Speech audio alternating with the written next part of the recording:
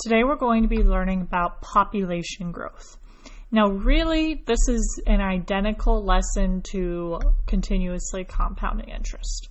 With population growth, we basically assume people are constantly having babies and it's just an exponential growth going up, essentially. Constantly having kind of a continuous rate of growth, which is not really quite exactly true in reality. The growth rate tends to vary over time as people decide to have more or less kids than now versus 1950 versus 1800, but it gives you a rough idea, and it's a very rough estimate that tends to be pretty accurate. If you want to do more in-depth estimates, become a geographer whenever you go to college, and you can get all into the nitty-gritty of population growth. All right, so for the first problem, we're going to be looking at the population of Nepal. Fun fact, my boyfriend's roommate was from Nepal when I was in college. It seemed like a very strange place, but a cool place. I want to visit someday. Moving on. All right, the population of Nepal was 8.5 million in 1950. It was 27 million in 2010. What will be the population in 2050? Now, it seems like they didn't necessarily give us a ton of information, but let's break up the problem to see everything's going on. So we have 3 different times going on. So we have 1950 to 2010 as one half of what's going on. And then we have 1950 to 2050 as the other half is going on. We have 2 different problems going on in that sense. So from 1950 to 2010, what do we know about the ending amount, the starting amount, the growth rate, and the time passed? Well, from 1950 to 2010, we know that our ending amount was 27 million, and that our starting amount was 8.5 million. Now, because both of these are in millions, you don't have to write all the zeros whenever you're solving it out. The zeros effectively cancel out mathematically. You can ignore them, which is going to make your life 1,000 times easier, and it won't break your calculator that way. Now, we don't know the growth rate, and we know the amount of time that passed between 1950 and 2010 is 60 years. If you ever forget how to find the difference in time, you can always just literally do the subtraction. That'll tell you what it is. So the amount of time that's passed is 60 years. Let's go ahead and write down what we know from 1950 to 2050. So we still know the starting amount is 8.5 million. We're just growing for a longer amount of time. We don't know our rate yet, and we know the time that passed is 100 years. Now, I chose to think about it this way. If you wanted to think about this as the growth from 2010 to 2050, you'd get the same result. You would just have a different starting rate point. It would be your 27, and your amount of time passed instead would be 40 years. So let's break up this problem a little more. So we have 2 unknowns here and 1 unknown here. But we know that this growth rate and this growth rate, we're assuming is going to be the same thing. We're assuming a constant growth rate. So we've got to solve this part 1 in order to figure out part 2. It's a multi-part problem. But we got this. We know how to do this. It's the same thing as we've been doing the whole time. So we get A equals PERT. And let's plug in what we know. We know the ending amount is 27 million. If 8.5 million started off in Nepal in 1950 to some unknown growth rate times 60 years. So let's actually start to solve this out. So we've got to go ahead and divide both sides by 8.5. So what do we get when we divide both sides by 8.5? Well, that's where we take out our handy dandy calculator. We do 27 divided by 8.5. That gives you 3.1764706, we'll say, equals e to the rate times 60. Now I'm going to go ahead and flip this around so that it is the format that we're used to, where the exponent comes first. And do we have our exponent by itself yet? Absolutely, we do. So let's go ahead and first, last, middle this guy. So we're going to do first log base e natural log of this monstrosity, 0.6, equals rate times 60. So let's go ahead and take the natural log of this guy. We get 1.1557707 blah blah blah equals rate times 60. We're going to go ahead and divide both sides by 60. This is like an Algebra A problem now, just with lots of decimals. And we get our rate as a decimal is 0.01926, which as a regular old percent, oh, and I am going off the page, there we go, as a percent would be 1.926%, which is a completely reasonable growth rate, a little under 2% a year. So let's go ahead and plug this information that I know now back into this equation. Go ahead and pause the video if you're still writing all this down. I know I went off the page there for a hot second. Alright, so now we know our growth rate is 0.0192628, and we still don't know our ending amount in 2050. So let's plug in the information that we do know. We know A equals PERT, still the equation I'm using. Unknown ending amount is starting off with 8.5 million, E to the 0.01926 blah blah blah times 100. Now you gotta follow the order of operations still. We gotta do exponents first. So this guy's still in my calculator. Let's go ahead and multiply him by 100. So we get A equals 8.5 e to the 1.926 blah blah blah. Go ahead and take e to that power. So we get A equals 8.5 times 6.86396. And again, I do expect you to be writing down these middle steps. Now we finally just take that times 8.5, and we get our ending amount is 58.343658, blah blah blah. Now we've got to put this back into the context of the problem. So what they ask us, what will the population be in 2050? So let's put that back into a sentence. The population of where? Nepal. Of Nepal will be 58.34 million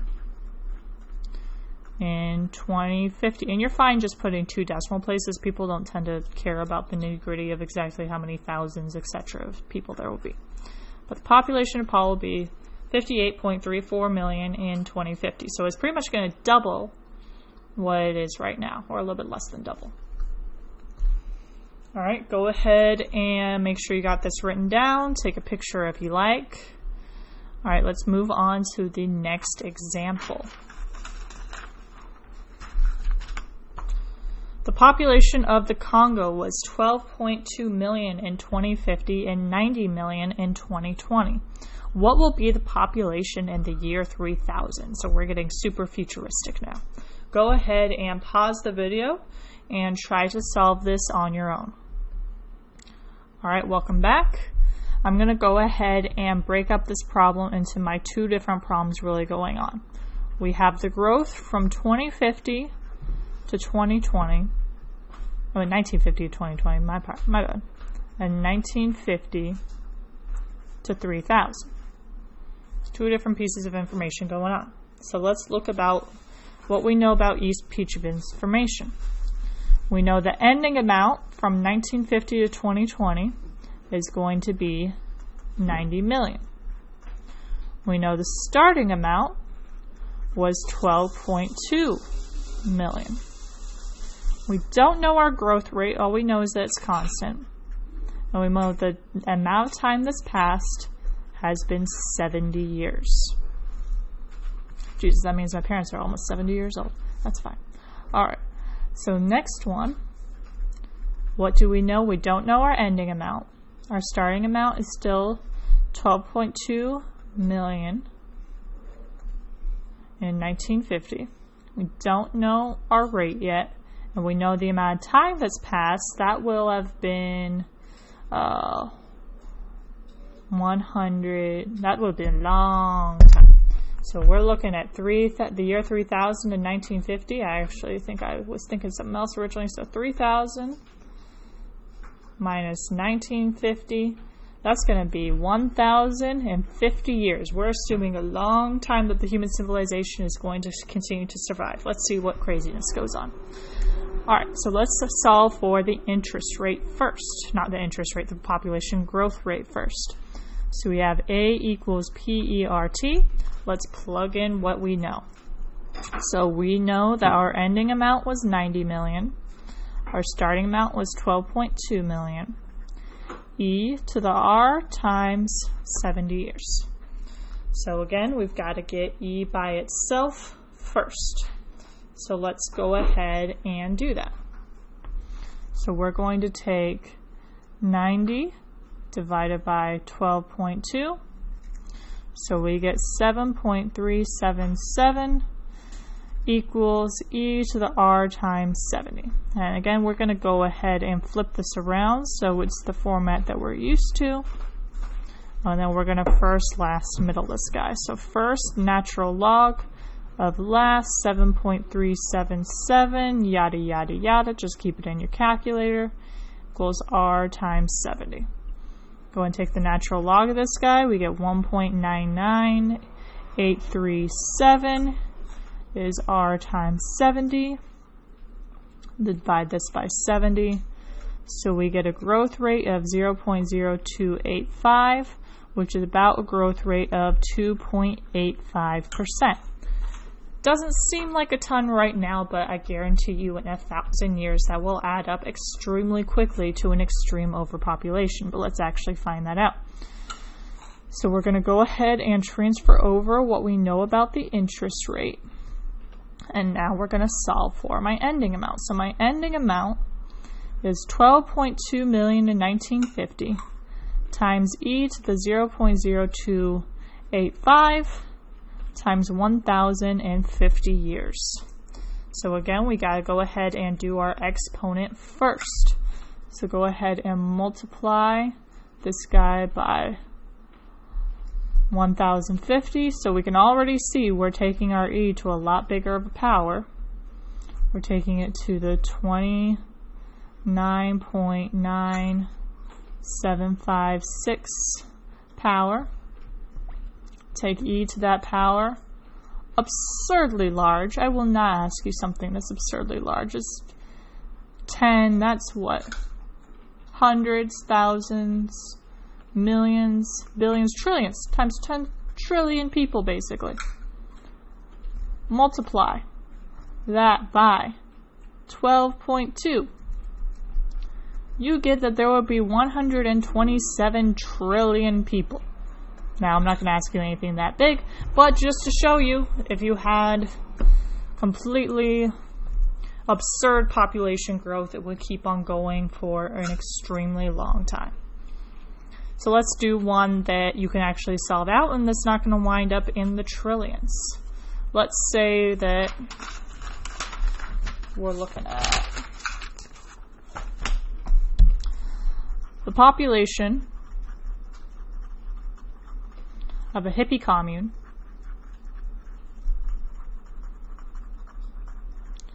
is 150 people in 1970. They had, let's say they doubled their population in 1971. What will be their population in 2020? So go ahead and pause this video and try to figure out how many people are in the hippie commune. Alright, welcome back. So let's look at this. We've got two different things going on. We've got 1970 to 1971, and we've got 1970 to 2020. Let's look at what we know from both. We know our ending amount in 1971 was 300 people. We know our starting amount was 150 hippies. We don't know the growth rate. We know amount of time was just 1 year. That's all that passed. We don't know the ending amount in 2020. We still know 150 people started off on the commune. We don't know the growth rate. And we know the amount of time that passed is 50 years. So let's solve this out. A equals PERT.